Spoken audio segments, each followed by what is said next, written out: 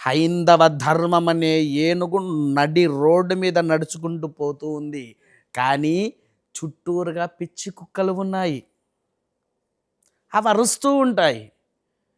కానీ అదే ఏనుగుకి ఒక్కసారి తిరగబడే ఆలోచన వచ్చినప్పుడు వీడి భవిష్యత్ ఏంటి? అవును. ఈ కుక్కల భవిష్యత్ ఏంటి? అన్వేషణే వ్యక్తి ఒక్కడే ఉన్నాడా హిందూ ధర్మం మీద మాట్లాడే వ్యక్తులు? చాలామంది ఉన్నారు. చాలామంది ఉన్నారు. ఆ ఏనుగు ఎప్పుడో ఒక్కరోజు మాత్రం తిరగబడుతుంది తల్లి. మళ్ళీ భరత ఖండంలో అడుగు పెట్టాలి అని అంటే కాళ్ళ దగ్గర నుంచి కాదు, నరాల దగ్గర నుంచి, నాడుల దగ్గర నుంచి వణుక్కుంట కూర్చోవాలి వాడు. విన్నారా? కాబట్టి హైందవ ధర్మాన్ని ఎవడైతే ద్వేషిస్తున్నాడో, ఎవడైతే హైందవ ధర్మం గురించి తప్పుగా మాట్లాడుతున్నాడో ప్రతి ఒక్కడికి చెప్తున్నాను, బిడ్డా చూసుకుందాం పద.